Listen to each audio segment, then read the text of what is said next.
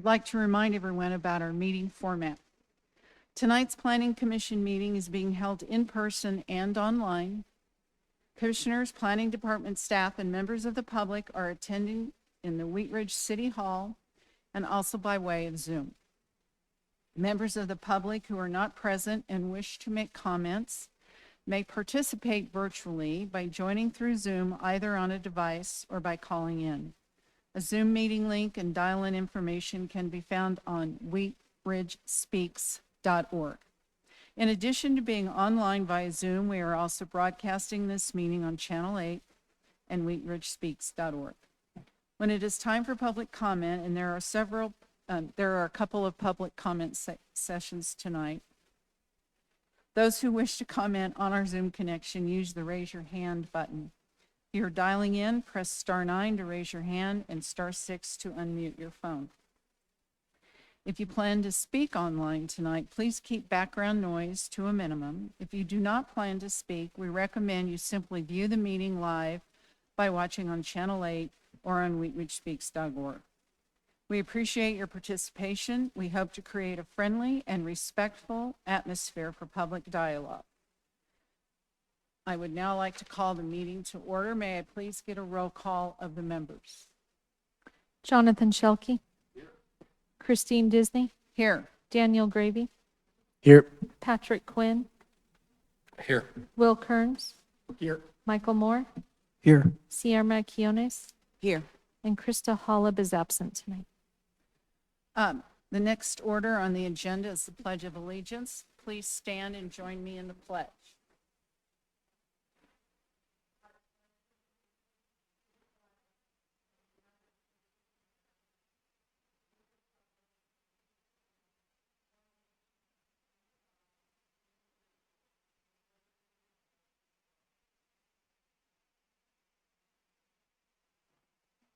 The next item is approving the order of tonight's agenda. Does anyone have any changes to the agenda? Seeing none, the agenda will stand as published. Next, we'll vote to approve the minutes from our last meeting. Are there any additions or corrections to the minutes? All right. Is there a motion to approve? So moved, Madam Chair. Second? Second. Commissioners, please vote. Motion approved 7-0. We will now open the general interest public forum. This is the time for any persons to speak on any subject not appearing on the agenda. If you plan to speak on an item that is on the agenda, please wait until we get to those items. Those who wish to comment on Zoom, raise your hand. All speakers are asked to limit their comments to 3 minutes. Speakers may not donate their time. Is there anyone signed up to speak? There's no one online. Is there anyone on Zoom? No. All right. Okay, we have no public comment, so we'll move on now to the public hearing. We have 2 items on our agenda tonight. If you choose to testify, you are agreeing that the testimony that you will give is honest as you know it. Excuse me here, I have an extra page. Before we begin, I would like to welcome any members of the public that might be in the audience. There's nobody in chambers tonight. It is important that any comments be made in a dignified and civil manner. We hope to create a friendly and respectful atmosphere. We start all public hearings with a presentation from staff, and for some cases, with a presentation from the applicant. We have no applicants tonight, so that will not happen. Commissioner Carnes will now open the hearing for case number ZOA-2405. Would you please read the overview of that? Sure, Madam Chair. Let's see.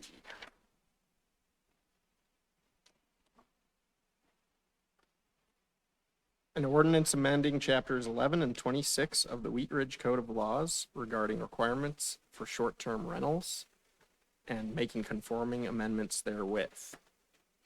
Thank you. May we please have a staff report? You may. Good evening, Commission. I'm Scott Cutler, Senior Planner in the Community Development Department. I would like to talk quickly about this code amendment because a lot of the amendment actually is not within our purview. So this ordinance amending the short-term rental regulations amends both chapters 11, which is the administrative services portion of the city, and chapter 26, which is zoning. So tonight we'll be focusing specifically on the requirements to zoning. Planning Commission is the first step in the process for these types of code amendments that will ultimately go to City Council for final approval. And Planning Commission will vote and give a recommendation on the portions related to chapter 26. So with that, I'll get into what this ordinance is. City Council enacted legislation concerning licensing and enforcement of short-term rentals in February of 2021. The short-term rentals are for stays less than 30 days.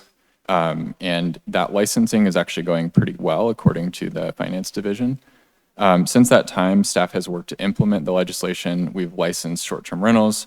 They've collected the applicable lodgers tax and have enforced the codified regulations.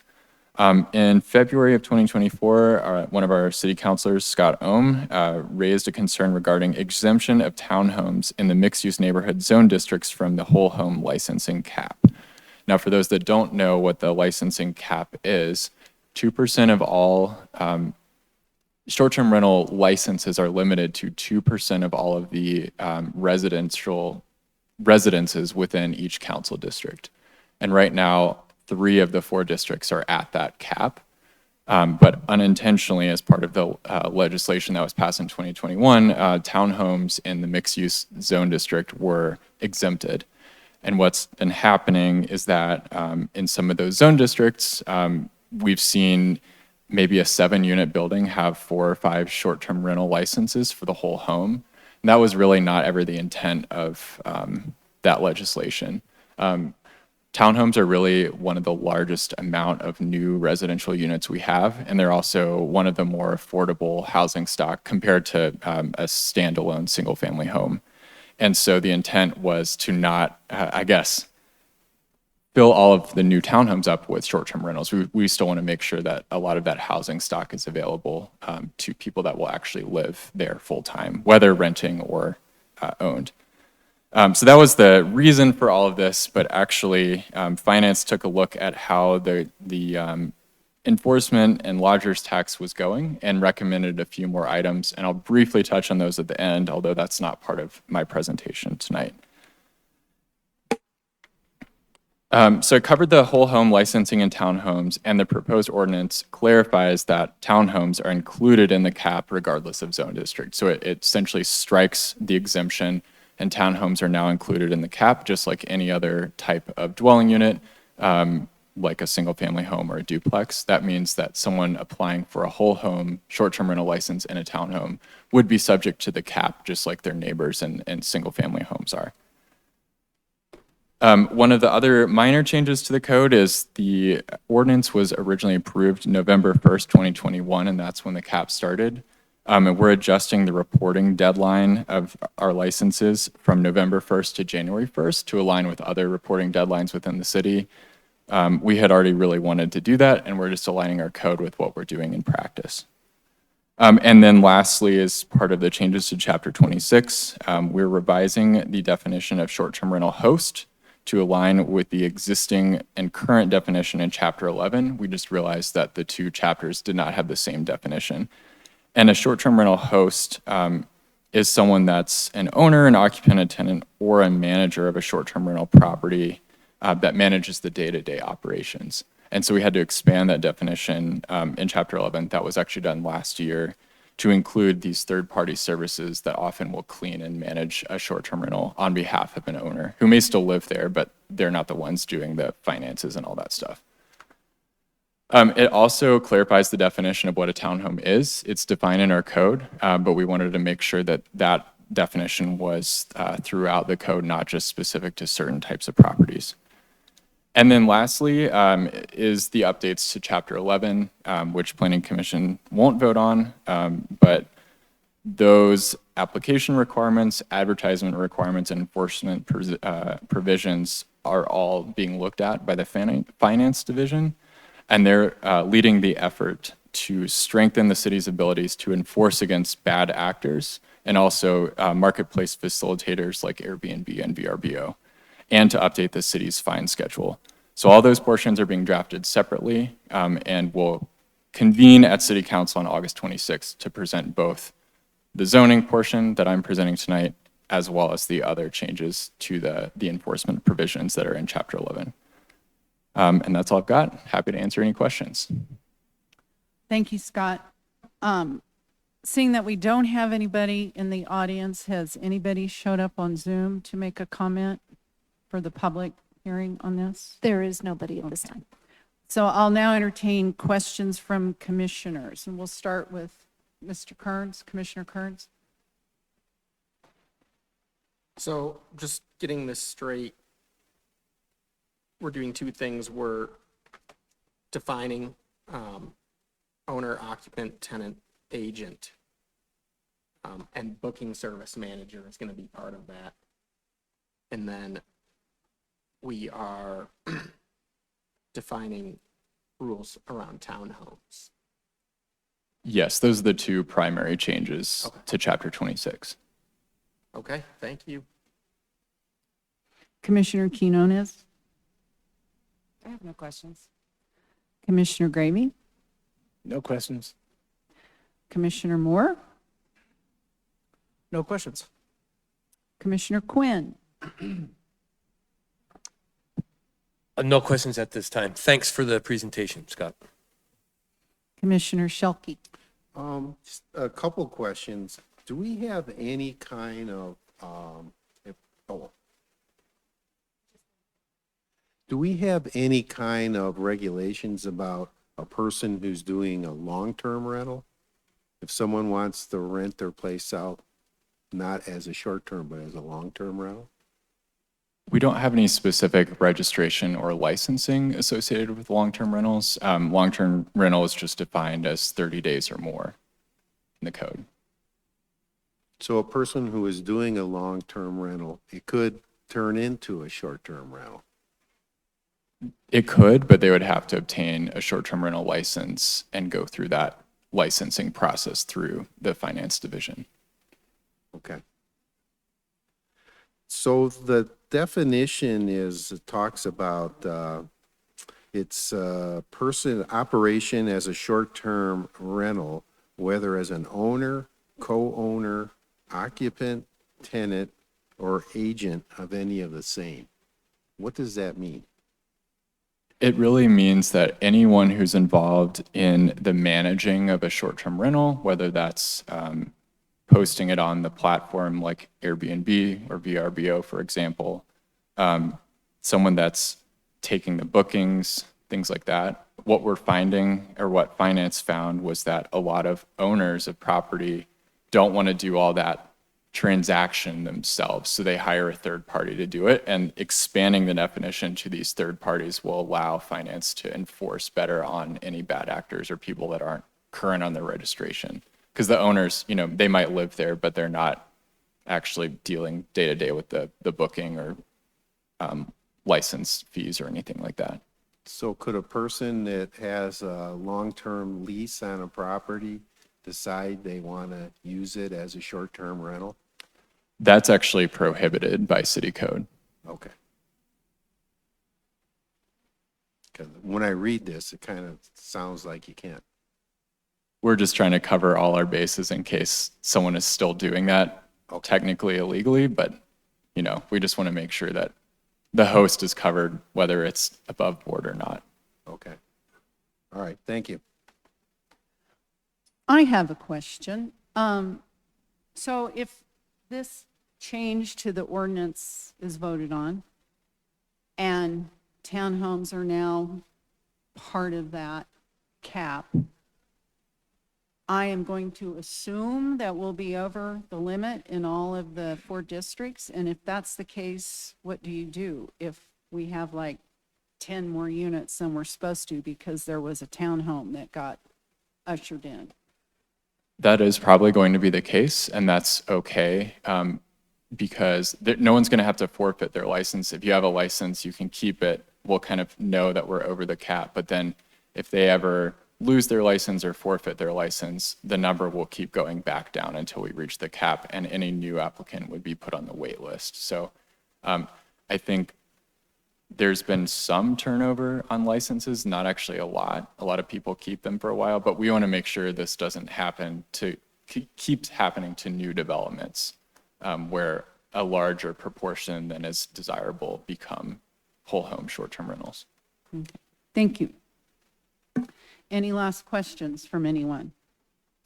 Yeah, Scott, so how long is the license good for?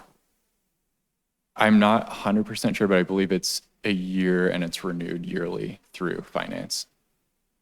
So they just have to renew, they don't have to reapply for it, for in that case that we have 10 extra ones? Yeah, that would kind of, I think that would create an unfair system if we made people have to forfeit if they're otherwise following all the rules. It's just the new applicants, or if they ever gave up their license, they would have to go back on the wait list. Thank you. Commissioner Shelkey? We have a number of ADUs that are kind of before this all came about. And I think a number of them aren't registered as anything.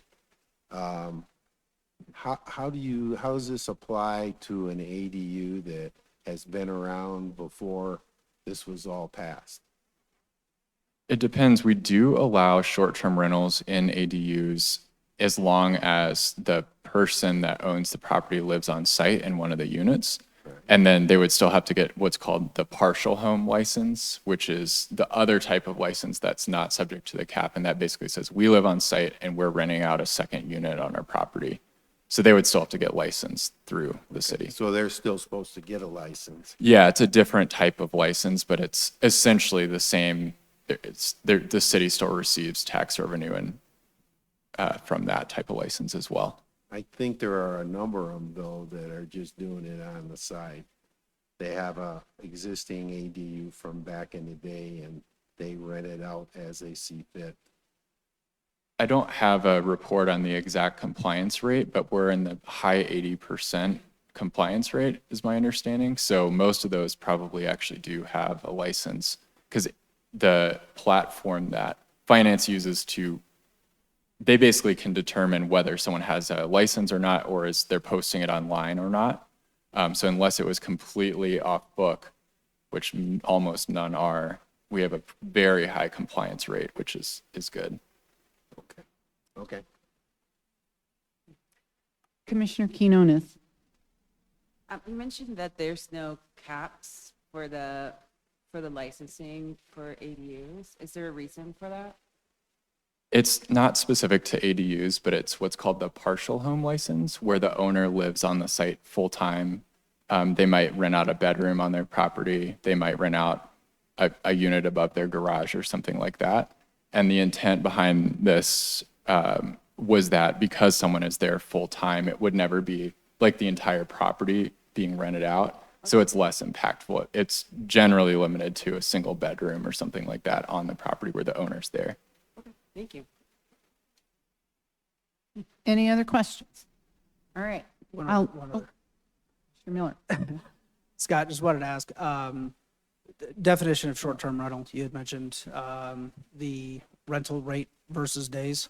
Can I just clarify that with you? It is, I believe it's less than 30. I don't remember if it's 29 or 30, but it's a month or less. at how many turnovers inside that time period? The only requirement that the city has is that there's a minimum 2-night stay. So a person couldn't rent out to a new person every night. So it's 2 nights, and then, yeah, whatever they can book, they're allowed to have, as long as they're following all the other rules. I guess, I heard you mention it. Let me just rephrase. I just want to get some clarity. So, 4 stays within 30-day time frame is the qualification for that, for somebody to apply for it? No. So a short-term rental is just any rental term less than 29 days or 30 days. There's no restriction within that month period, I guess, of how many bookings there are.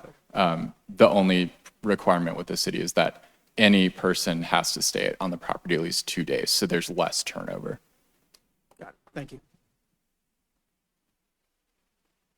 All right, I'll close the public hearing, and I'll now entertain a motion. Commissioner Kearns. Madam Chair, I move to recommend approval of the proposed ordinance amending Chapter 26 of the Wheat Ridge Code of Laws regarding requirements for short-term rentals. I have a second. Second. Commissioners, please vote.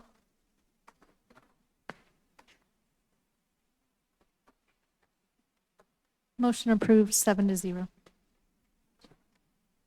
All right. We are now going to discuss case number, it's here somewhere, Z0A-2406. Commissioner Gravy. An ordinance amending section 26-646F of the Wheat Ridge Code of Laws regarding approval of nonconforming accessory dwelling units. May I please have the staff report? You can. So this ordinance extends, and I'll get into it in a little bit to define what the grace period is, but it extends the grace period to legalize existing dwelling units that may qualify as an accessory dwelling unit or ADU from August 15th, 2024 to August 15th, 2026. But before I get into the details of this ordinance, which is actually really short, it's just crossing out 2024 and writing 2026, I wanted to give the Planning Commission an update because I don't think we've been back to Planning Commission since the original ADU ordinance was approved in the summer of 2022. So just want to let everyone know how things are going and then go from there. So one of the specific goals of the original ordinance, which was now passed about almost exactly 2 years ago, was to create a process for legalizing existing dwellings which might fall within the definition of an ADU.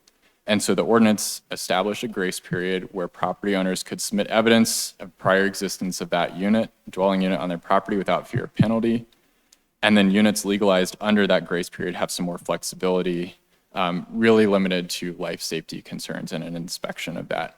We knew when we passed that ordinance a couple of years ago that there are dozens of existing ADUs throughout the city, some dating back to the 1800s, that have always been kind of in existence on people's properties, and we wanted to make sure that those could get legitimized as real dwelling units for people to occupy safely. So that grace period was meant to be 2 years. The ordinance took effect in August of 2022, and the grace period now expires August 15th of 2024. And then after the grace period would end, any unapproved or unpermitted ADU shall be subject to enforcement as provided by law. That's what the code says. Which would include potentially code enforcement citations, requirements for building permits. Anyone that has an existing ADU on their property would have to potentially go through extremely expensive upgrades to meet current building code requirements, even though potentially the ADUs date back to the 1800s. So the end of the grace period really just means that someone would have to apply for a new ADU permit, make upgrades, and they also might not be able to meet a lot of our current zoning code requirements. So the grace period was really meant to relax a lot of those requirements and allow people to come forward and legitimize what's already on their property. We have been really successful in getting people to come forward and legalize existing ADUs on their property, and we continue to receive applications. So this staff report was written in early June. We had 23 applications in for existing ADUs. I think we're up to 25 or 26 now, and a couple of those have been legalized as well. So I'll just go off what the report says. 13 have been legalized, which is great. Of those not officially legalized yet, 3 were still under review at the time.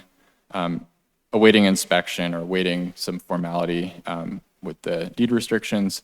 And then 7 people elected not to move forward after receiving an inspection or initial review. I think a lot of that was the need for more substantial building permits.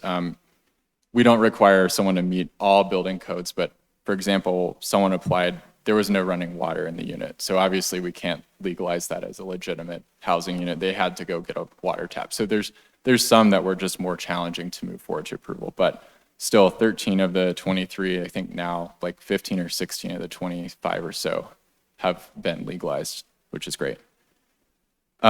We believe that there are still additional ADUs out there, and kind of, hearsay know about some, but we know that the owner haven't applied yet.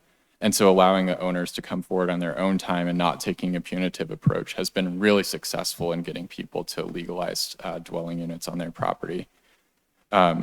Without a grace period, owners are definitely less likely to come forward. And so in practice, it would be like pre-2022 where ADUs were prohibited in the city. And these would only apply to people that had ADUs on their property prior to 2022. So it's not people that did something without permits in the last couple of years. It would be something that was already in existence before the original ordinance was even passed. We didn't want to open that can of worms. Council did give unanimous support to extend the grace period until 2026. But one of the things we talked about at that study session was developing more of an outreach plan to reach out to people and be more proactive about having people come forward. I think there are some opportunities there to update our website, maybe send out something in Mayor's Matters, and some more social media blasts, because the program so far has been really successful, which is why we are recommending the extension for another couple of years. That's all I've got. Happy to answer any questions.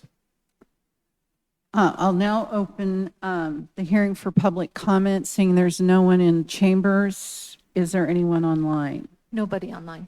I will now entertain questions from commissioners. We'll start to my left, Commissioner Shelkey. Thank you.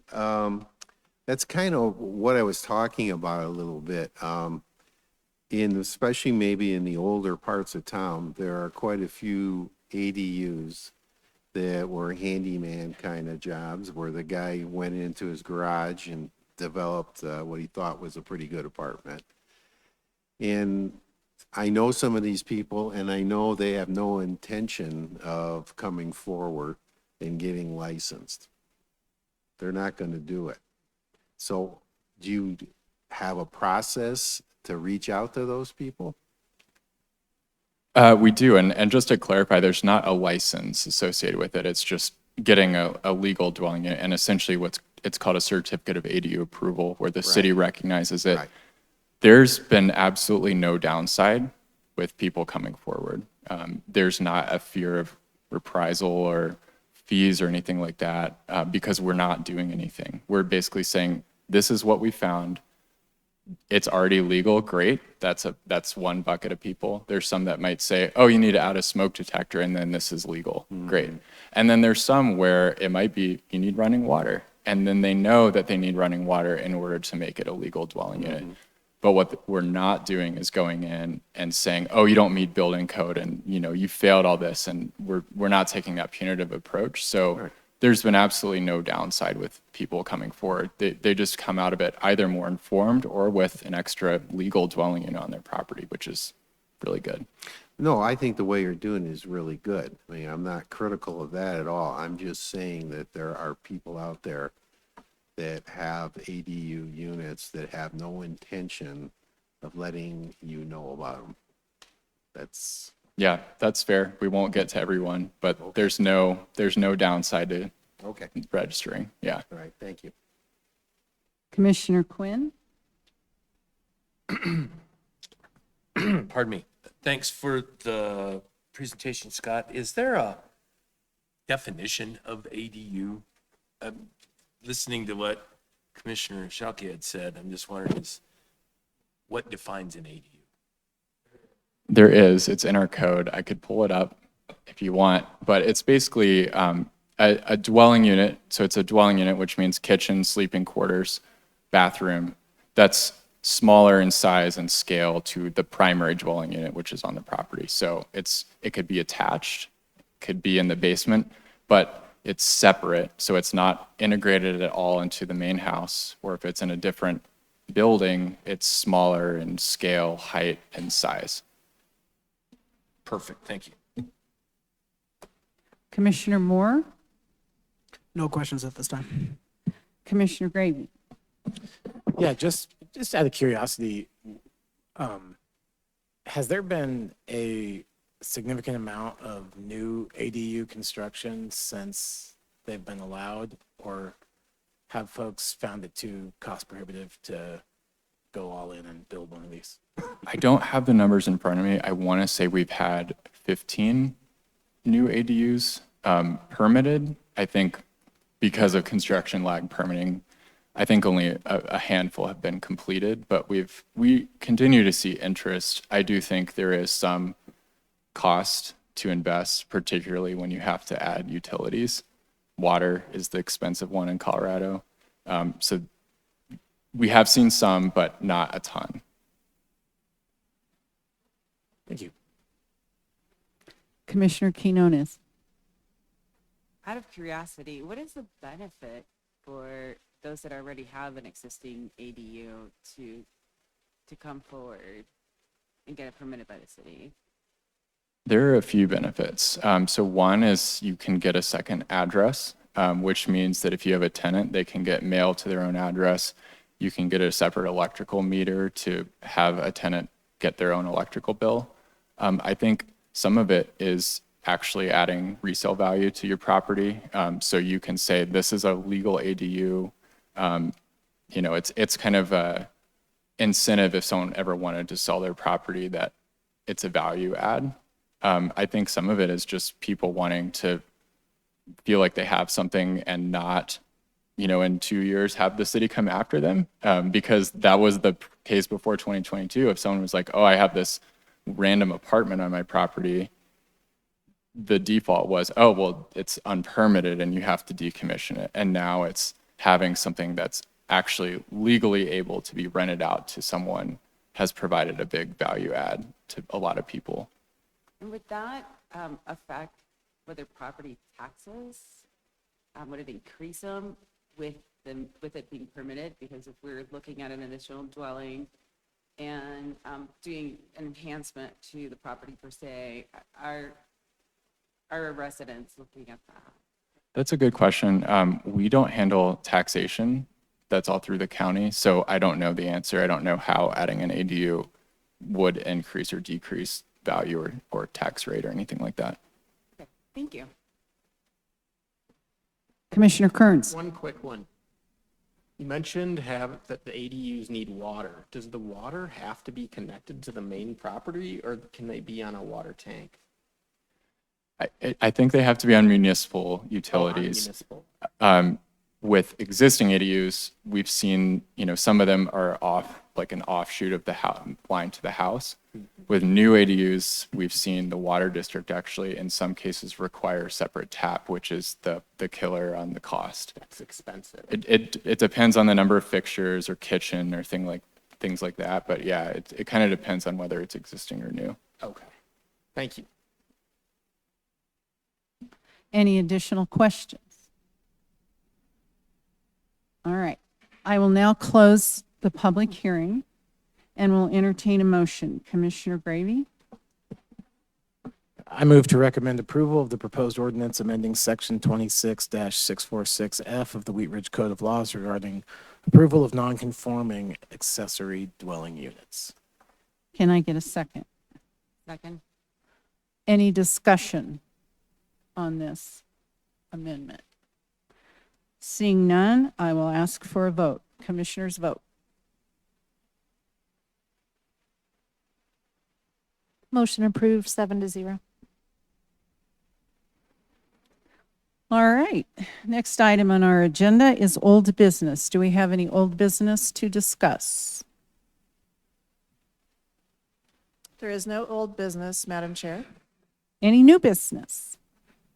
Yes, we have a couple of items under new business, and the first is going to start with a city plan update. So with me, I've got Ella Stevie, the project manager, and the consultant team is, a couple of the folks from the consultant team are also joining us via Zoom. And they have a presentation, and then there will be some discussion.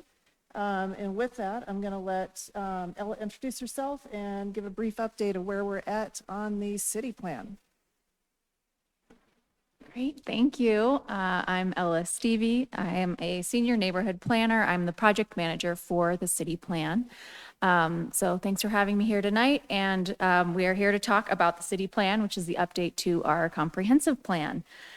So many of you attended our June 6th open house. Thank you so much for coming. It's great to have more people there, and it's also really meaningful for community members to get to see, commission members like yourself at these events and see you taking in their input. So I think that's really, really important, and I appreciate your extra time at that.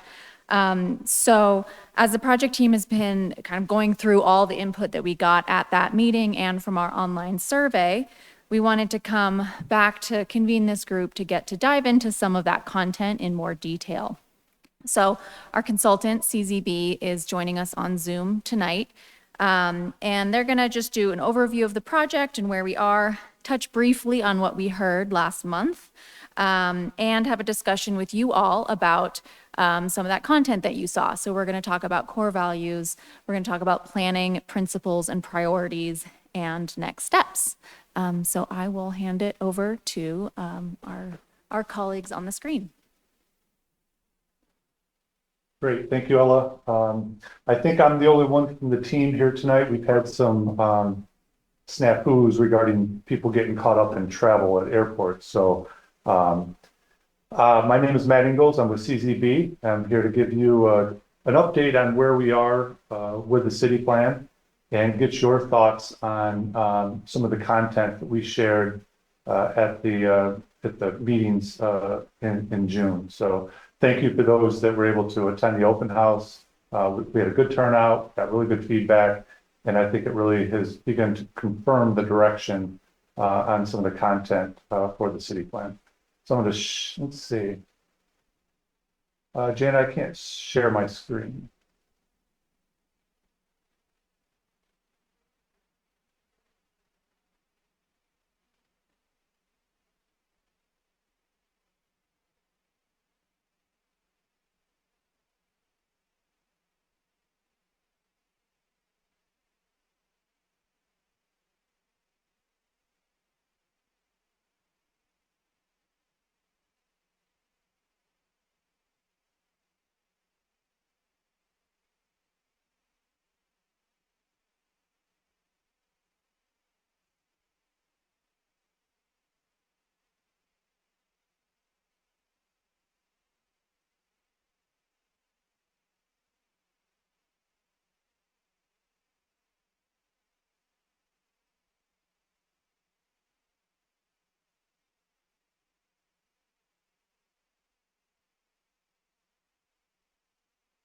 Matt, can you try and share now? Yep, there we go. That worked.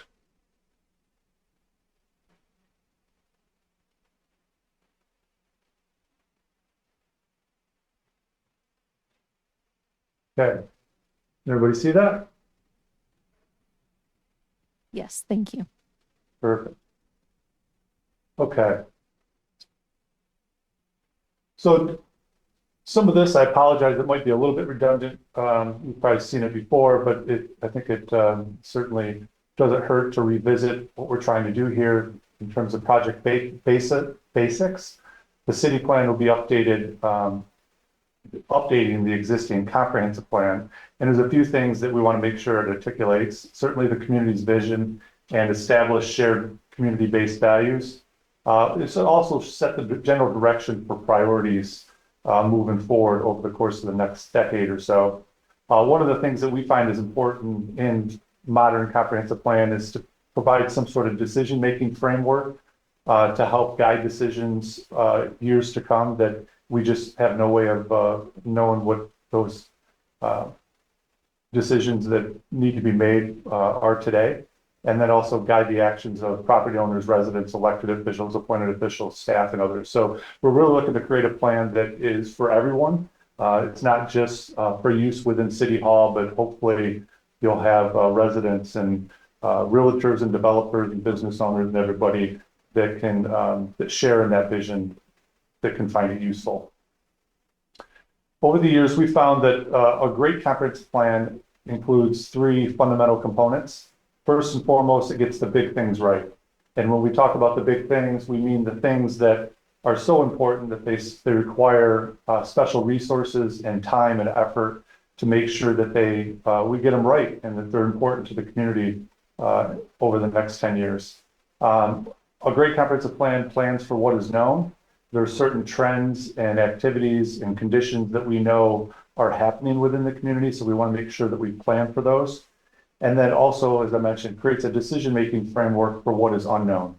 Because we don't have a crystal ball here in July of 2024. We don't know what's going to happen in 8 months from now or a year from now, let alone 5 years from now. So developing some sort of framework to help guide those decisions. And that's a big part of what we want to share with you tonight based on that decision-making framework is comprised of core values that have been developed by the community, as well as some basic planning principles. So the city plan is a community-driven process. There are 4 phases of engagement, and we have actually finished 2 rounds of that engagement. And the Wheat Ridge City Plan process is informed and guided by the Wheat Ridge community through several different methods. There's certainly the multiple public engagement options that we'll talk about here in a minute. We're also working with the steering committee, and then certainly City Council and the Planning Commission weighing in as well throughout the process. So it's a combination of things all working together that's driving the process and ultimately the formation of the city plan document. So we have multiple options for engagement throughout the process. We've had online surveys, usually actually the first 2 rounds of engagement, we've had in-person events and the open house format where people can drop in anytime between a time slot. And then we usually have also launching right before the public event an online survey with the same content so that people that might not be able to attend the in-person event can actually weigh in online. We have the project website, and then also the staff has started with targeted intercepts in different community events and things like that to also get people's input in the process. We're using What's Up Wheat Ridge. That's been available. That's where the online surveys have been launched. In this last phase, which is the second phase, community engagement, we had the survey up from June 6th through Friday, June 28th. We had nearly 400 participants in that online survey, which is actually very, very good.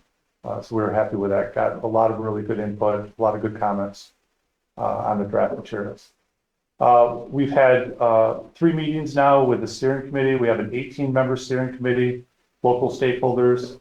Hopefully they're finding the process rewarding and engaging, hopefully fun as well. We try to keep them busy, and really they're the folks that are helping to steer the project as we move through, and then really is our sounding board for all the content that we generate based on everything that we've heard. So in terms of timeline, we're about halfway through the project here. We kicked it off in January, and then we're going to be we're really in the middle of phase 2, almost in the middle of phase 2, in basically a 3-phase process. Phase 0 is just really the preparation for everything. Phase 1, phase 2, and phase 3 is where the work is really generated, and we're in the envision phase, and we'll be finishing that up in the beginning of the fall with the 3rd round of engagement in September. I think we're slated for the week of September 16th. So we'll have another round of engagement with the public, but we'll also have a check-in with you folks as well as the city council, and then also a steering committee meeting. And we're looking to have a draft plan, hopefully before the holidays, but certainly by the end of the year. So we wanted to share a little bit of what we heard in June for those of you that could not make it. So we did several activities during this round of engagement. We had 2-by-2 meetings with city council members for a couple of days there, where we basically were able to sit down and roll up our sleeves and talk about the content that you're actually going to see tonight. We had an open house event at the Recreation Center. We had about 130 attendees at that. We had the project steering committee, and then, as I mentioned previously, we had the online survey that closed on June 28th, and we had nearly 400 participants in that survey. So, as Ella mentioned, what we heard is basically a general support and consensus around some of the core values, the planning principles, and also the planning priorities, which when we started this process, we were referring to those as the big things. And now that's evolved into the planning priorities. So this was a combination of really the output from everything that we've heard up to this point. We're going to start with the core values. So when we think about core values, these are the deeply held and widely shared beliefs of the community. These are the things that people are willing to fight for, that are also really begin to make Wheat Ridge. They tend to be durable and have lasting value. That's one of the reasons why we like to include core values in the decision-making framework, because they are durable. They do tend to withstand the test of time. And then once identified, they really become part of the decision-making framework along with the planning principles. So we have 3 core values. The first one is being an inclusive community. This is our being welcome to everyone. We know that Wheat Ridge has become more diverse over the last decade. And we've also heard from a lot of people that it is becoming more inclusive, that people are more accepting of people that maybe don't make as much money as they do or don't look necessarily the same way. So we want to make sure that we continue to be an inclusive community. We are committed to being an independent mining community. One of the things I think we've learned early on, that Wheat Ridge is willing to go its own way and is proud to do that. It doesn't necessarily mean that it doesn't pay attention to what other communities are doing or best practices. It certainly does, but it really wants to do what's best for Wheat Ridge and aspire to be the best version of itself. And then the third core value is forward-looking, being responsible from an environment standpoint, from a fiscal decision standpoint, to really create lasting value in the community for future generations. So those are our core values. And then there's also a set of planning principles that are part of that decision-making framework. And these help guide the decisions and help translate those values into action. So there are 4 basic principles. First and foremost is really getting at that inclusive value, serve a mix of incomes. And then this one, the second one, preserve our patchwork quilt. This is something we also heard early on, that people are proud of the fact that Wheat Ridge is a place of places. It has these pockets that have its own character. Some are considered neighborhoods, and people want to make sure that we preserve that, and that as you continue to grow and move forward, that that place of places, or that patchwork quilt, stays intact as much as certainly possible. And focus on sustainability, making sure that we reduce as much as possible greenhouse gas emissions, that we accommodate pedestrian and cyclists, and we're a multimodal community, and that we also begin to take steps to protect air and water and those types of environmental features that are so important to our communities. And then also strengthen the city's fiscal position, being fiscal responsible, making sure that we make decisions that invest in our future, and that we create long-term assets that add value over time. So these are our 4 planning principles. So between the 3 core values and the planning principles, they set the stage for that decision-making framework that could be outlined in the city plan. The last component of content that we shared at the June meeting were the planning priorities. These are the things that are really, really important to the future of the community. They play a role that's so important that it could determine whether the city is a better place in 10 years from now. And as I mentioned previously, they're the big things that may require special attention and resources to make sure that we get them right. But each priority area is broad in scope. It can touch on a lot of different types of things. And it really plays, each one of them plays a central role in the quality of life for Wheat Ridge residents. So these are the 4 priority areas, and we're going to touch briefly on each one of these in terms of what does this actually mean. So the first one we heard over and over is improving the retail and business environment, and that people felt like Wheat Ridge has historically missed out on certain types of retail and restaurant offerings. But over the last number of years, Wheat Ridge is starting to see success in places like Gold's Marketplace and some other locally owned business and establishments. One of my colleagues has said that lives actually in the area north of Denver has said that it wasn't that long ago that you couldn't buy a really good cup of coffee or a good place for lunch in Wheat Ridge, and that has certainly changed, which is a good thing. So how do we begin to make sure that we keep that momentum going and build on those successes? So we've been also coordinating with your consultant on the economic development and the retail piece of it, Puma, so we make sure that we're aligned with some of their findings as well.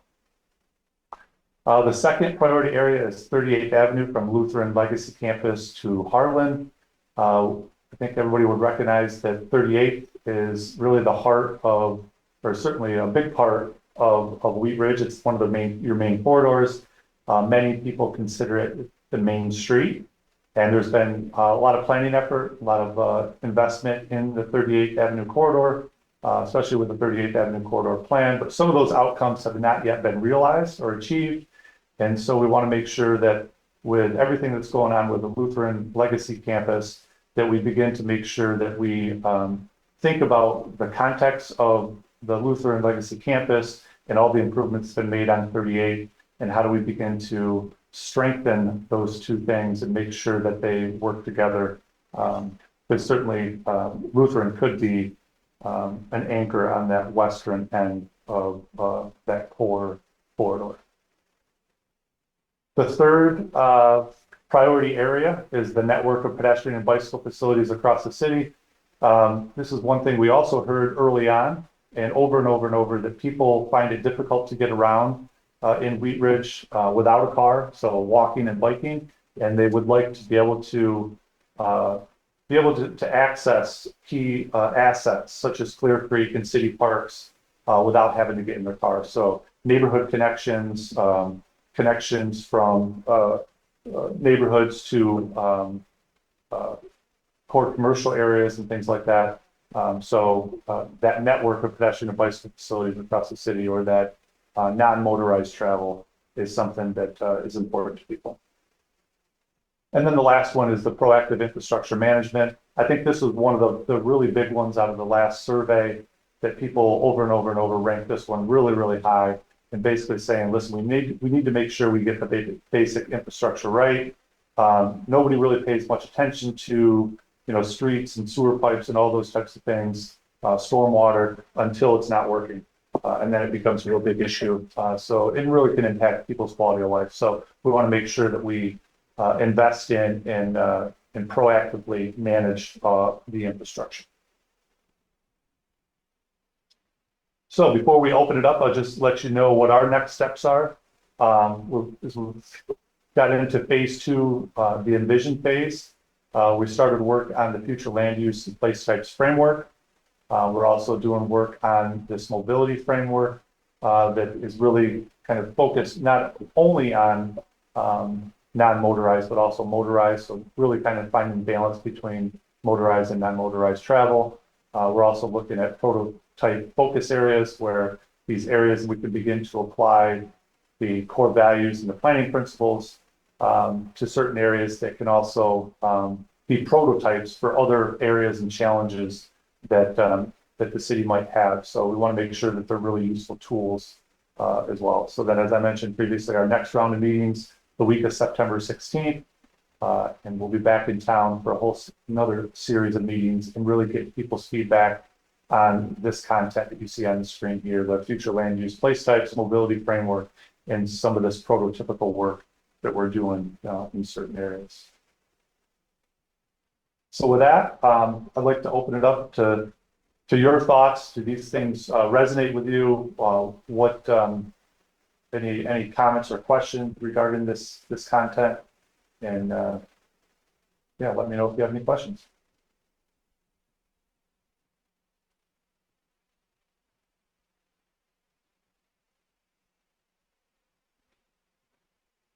Can you stop sharing your screen? Yeah. Does anybody have any questions of Matt? We're a quiet bunch tonight. We don't have any questions. Very Well, my thorough guess is presentation. Thank you. Absolutely. My guess is some of this stuff, if you attend the open house, you probably got a pretty good handle on it. I have one comment. Commissioner Gravy? Thank you. Thanks so much, Matt, for the presentation, for all Absolutely. your work. I appreciate it. Pardon me. I just wanted to make a plug for, and I know that the preview, the slide of concepts in action kind of gives a nod to some of the other commercial corridors. I understand with the, with the upcoming Lutheran development, that 38th Avenue is certainly deserves a primary focus area with the city. But I do think that, when I think of Wheat Ridge, I also think, frankly, that 44th is an extremely important stretch for the future. I mean, I envision like Anderson Park as kind of the city park. There's just a lot of investment that's happening and it's happened there.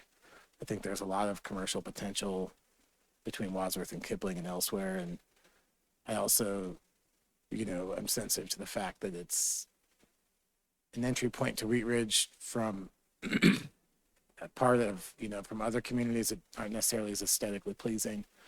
And so I just always take this opportunity to encourage the city to focus on 44th in a thoughtful way. And, while we think of a long-term plan, that I think it's a very important corridor, particularly because it has a closer proximity to the Clear Creek. And, I think that kind of the parks and open space, and in particular Clear Creek Trail, is really, in my mind, kind of has the highest value in the city. And so, that's something that's a big priority for me and someone with young kids. And so I just, want to make sure that we're given that due consideration. And while we're putting in plugs, I want to put in my plug for consideration of both a Trails Master Plan for the Lutheran Legacy Campus that somewhat complements and mirrors the Crown Hill Park trails. I think with the Lutheran Legacy Campus, we have an opportunity to actually build that campus around a trails network, like plan the trails network first, build the development around the trails. My other plug is to consider the Rocky Mountain Ditch for a trail. And I know that's not going to be easy.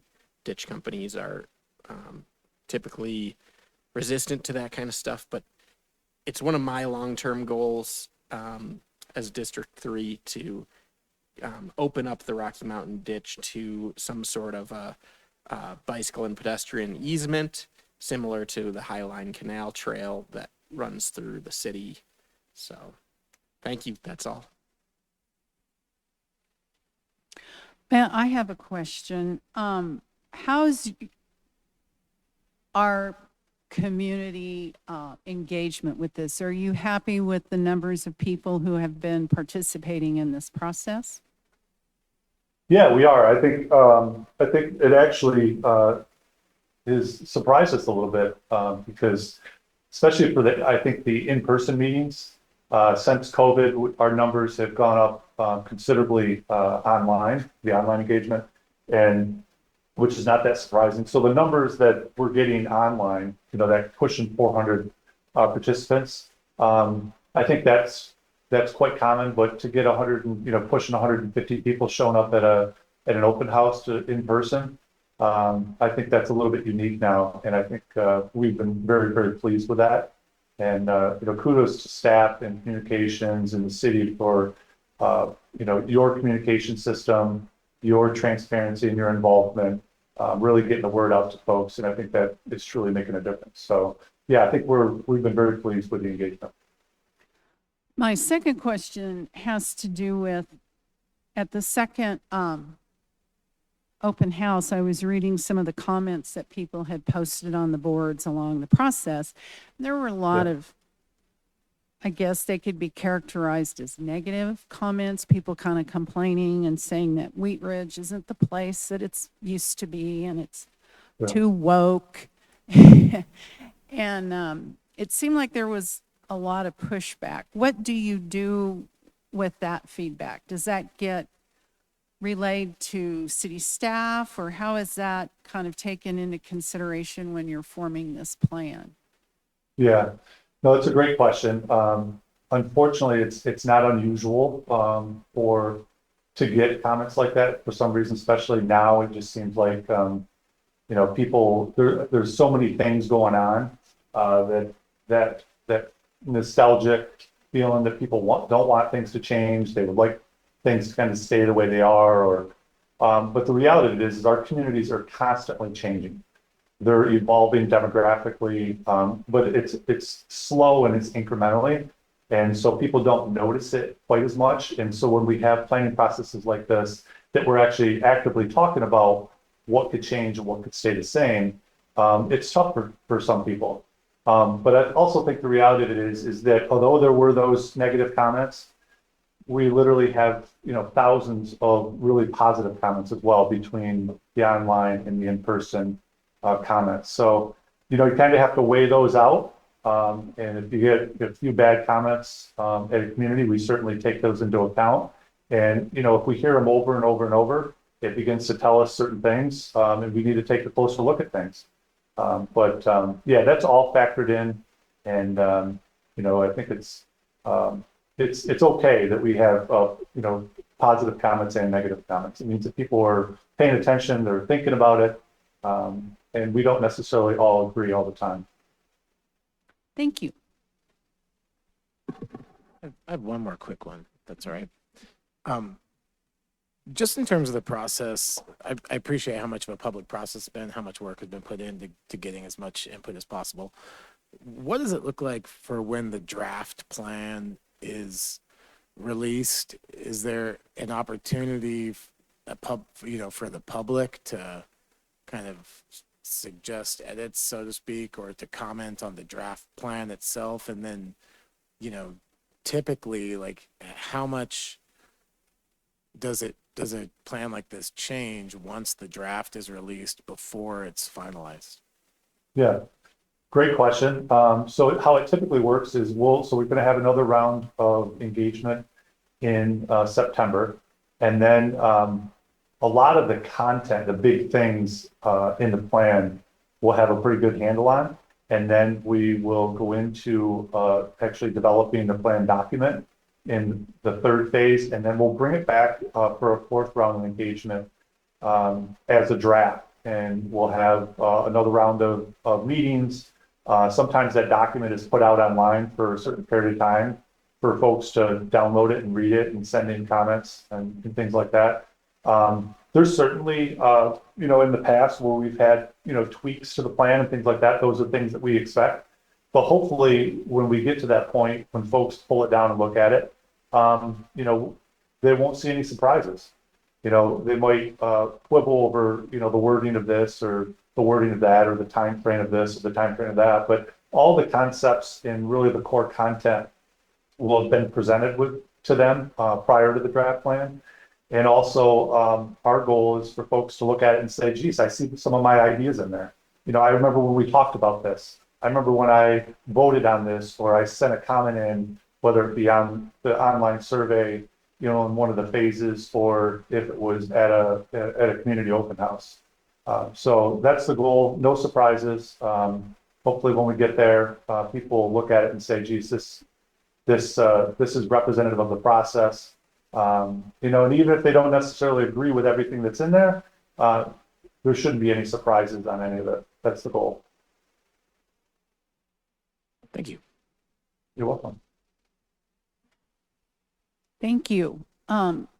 Really appreciate you coming to the meeting and giving us this update. It's good to know what's going on, and you guys always do such a great job, so thank you. Oh, you're most welcome. And we'll be back in a few months to check in with you again. All right, thanks. Any other new Take care, everyone. business?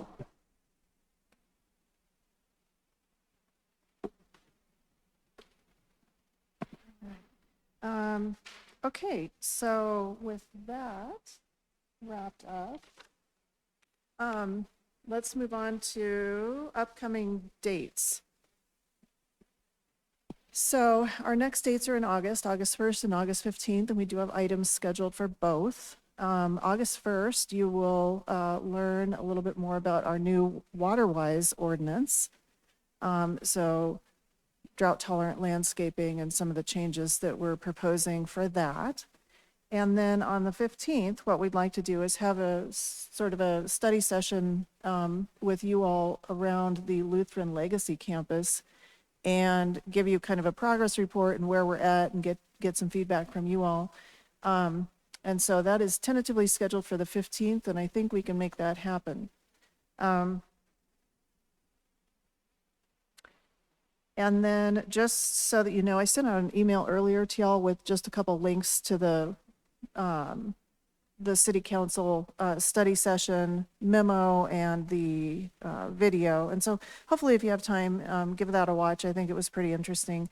I wasn't there, but I did watch it afterwards.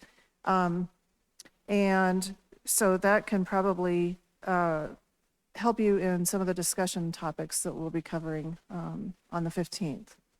Jana, I have a question. As far as the survey that they are doing right now,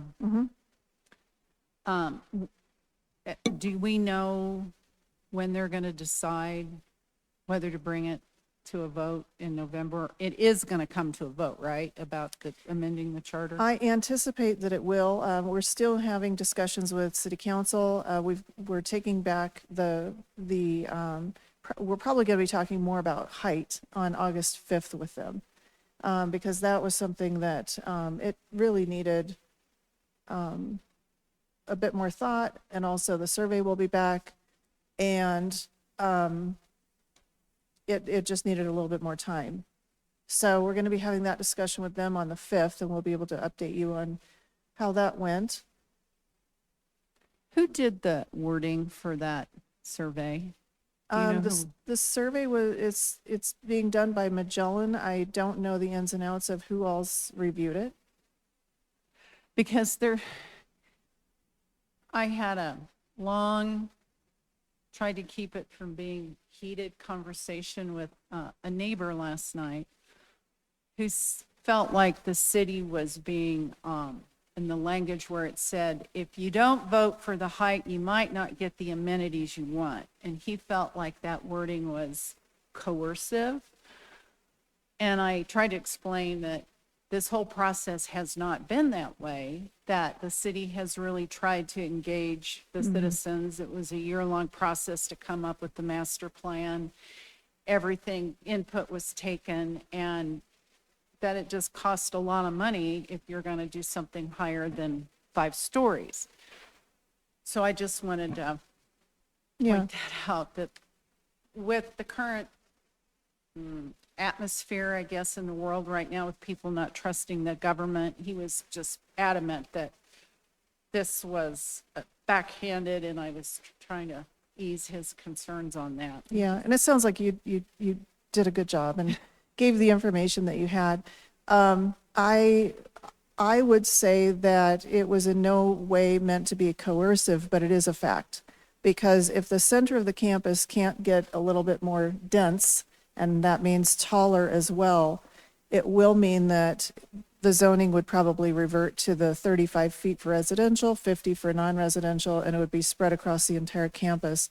And so there are some trade-offs, and that's what we're trying to help people understand, is the trade-offs. There are benefits to being able to provide higher density in the center, greater chances for public open space, and lower heights around the perimeter next to the adjacent homes. So there are trade-offs, and I think that folks do need to understand that the trade-offs are really, really important. And that's why the height and density are in our charter, and that's why it has to go back to a vote of the people. But it is an extremely important site. To your point, there was the year-long master plan process for the Legacy campus, and the zoning, the proposed mixed-use zoning that we're currently in the works of developing a framework for is precisely to target those trade-offs. For example, in the charter language, if there's a question on the ballot that relates to removing the height restriction to a certain portion of the campus, that's basically what the charter question will ask. But then when you get into the zoning, we can be more prescriptive and start talking about the concept plan when the developer gets on board and things like that, and what we are going to be asking to be required, like trying to preserve some of the assets, like the Blue House, like the trail along the Rocky Mountain Ditch. Of course, we do need, the ditch company on board with that, but even if we have to do an easement outside of that, those are conversations that we have to have later on. But the zoning can really start to inform some of that and put some parameters around. By giving you this, we are asking for something in return. Because right now, if it was just zoned to one of our mixed-use categories, we wouldn't have that leverage. So it sounds like you did a great job with the person, and I'm sorry that you had to have that conversation. I think that our hope is through education, we can help folks to understand that zoning isn't easy. These decisions are not easy, but to get some of the trade-offs that we're hoping for, like greater amounts of open space and lower density around the perimeter, and we're talking lower heights around the perimeter than our code currently would allow. Those discussions are maybe difficult discussions, but they need to be had. And so whatever we can do to help educate you all, if you're having those discussions with the residents, you can also send them to the whatsupwheatridge.com/Lutheran. Did I get that right? I think I got that right. Page, and it has a lot of information that we keep updated. And so, if you don't feel comfortable having that discussion, you can send them there. You can also send them to our zoning hotline, frankly, and we can continue that conversation. There's going to be plenty of opportunities, especially through the zoning process, for the public's input and discussion. And so hopefully that helps. But I do appreciate your feedback. And by the way, we have provided some input. I think we had another email come in, and we've been providing that input directly back to Magellan. Someone was concerned about clicking the link in a text. And in this day and age, you tend to maybe delete or click a link, or not want to click a link. And so anyway, we've been providing this feedback regarding the survey back to Magellan directly. So Thank you. you're very welcome. Do we have any commissioner updates? All right. I will entertain a motion to adjourn. So moved, Madam Chair. May I have a second? Second. Commissioners vote. We are adjourned. Motion approved, 7-0. Sorry.